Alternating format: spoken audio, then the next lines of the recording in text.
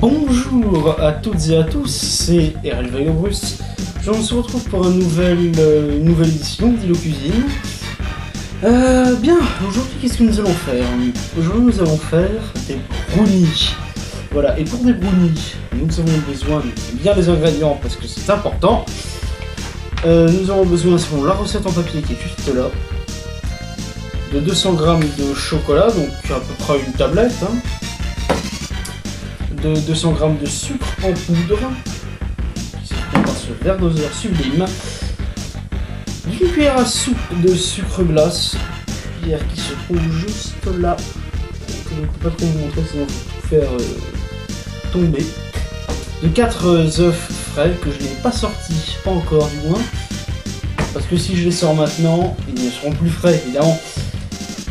125 g de beurre qui se trouve là, juste ici. 2 cuillères à soupe de farine et une énorme poignée de cerneaux de noix. Voilà, c'est le truc qu'il y a dans les noix lorsque vous les ouvrez. Bien.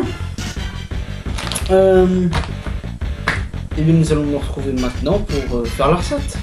A tout à l'heure. Bien.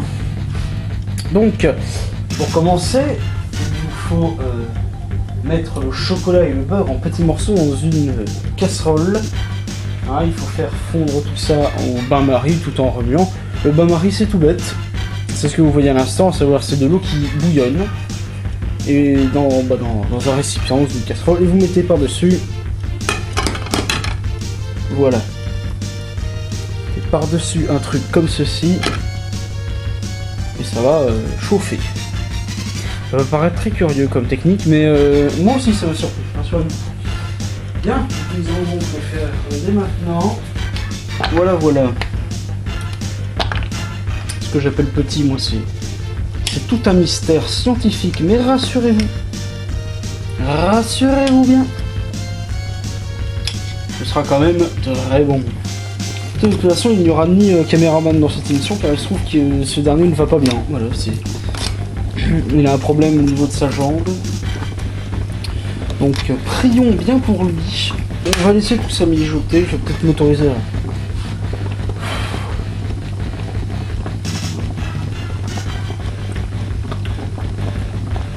J'ai goûté la fourchette qui est là.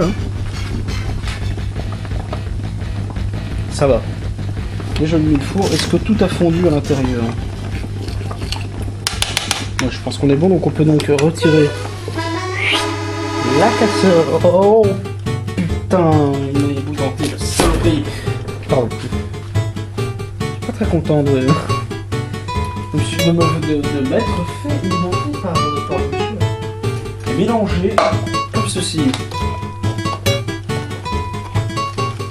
Alors tout ce sucre c'est normal parce qu'on va mettre ça dans un énorme récipient.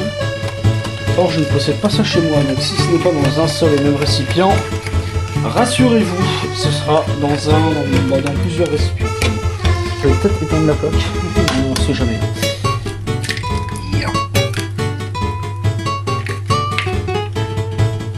Allez, comme j'ai la flemme de tout faire partout. De toute façon, ça va donner le même résultat. Même si je ne fais là que suivre concrètement ce que la recette m'a dit. Que la recette n'a pas précisé d'ajouter les œufs de la même manière qu'on a ajouté le premier. Ce serait une logique.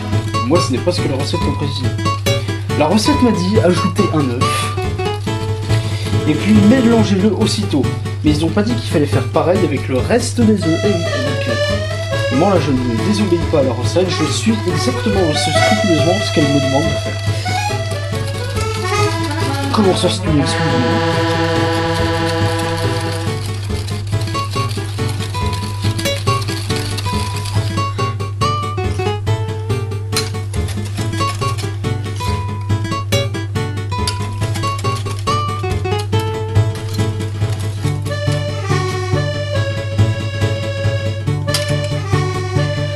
Et voilà, alors après, que vous ayez fait cette texture ma foi fort crémeuse, qui m'a l'air ma foi fort bonne, vous n'êtes pas là pour sentir l'odeur, mais croyez-moi, ça déchirerait bien très peu, ce qui n'est pas très gentil. finalement, donc je retire ce que je viens de dire. Alors c'est écrit tout en mélangeant, il faut ajouter 2 cuillères à soupe de farine, mais je vais me contenter de les ajouter posées de très vite.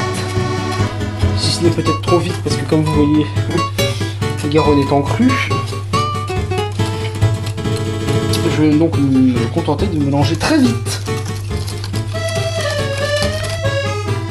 Ces harnais de noix, je rappelle, sont des... c'est ce qu'il y a à l'intérieur des noix. C'est ce qui fera tout le croquant de cette recette, rappelez-vous. Ce sont des brownies, c'est pas vraiment un fondant. Enfin si, concrètement, les brownies, ce sont des fondants avec une touche de croquant à l'intérieur. Bien, nous avons fini cette partie cuisson pour l'instant. Et nous allons nous rencarder sur tout simplement la mise en moule et la mise au four du dit gâteau. A tout de suite. Bien. Après avoir préalablement beurré votre moule, vous pouvez mettre votre sublime pâte que vous êtes fait chier à faire à l'instant là-dedans. Dans ce sublime moule. C'est bien sûr la taille s'y prête. Et oui, elle s'y prête même pas mal, hein. Vous le mettez donc au four pendant une vingtaine de minutes et ensuite vous laissez refroidir et on dégustera ça ensemble juste après. A tout de suite.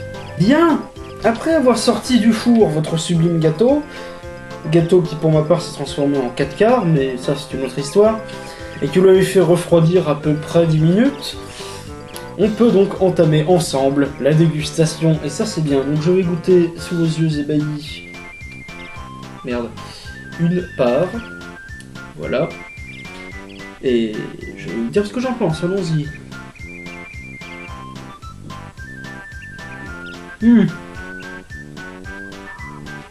Déjà, ce que je peux dire, c'est que je l'ai réussi. C'est peut-être un petit peu... pas trop cuit parce que les brownies en question sont encore un petit peu fondants. Mais justement, ça rajoute au charme et au fait que ce soit délicieux.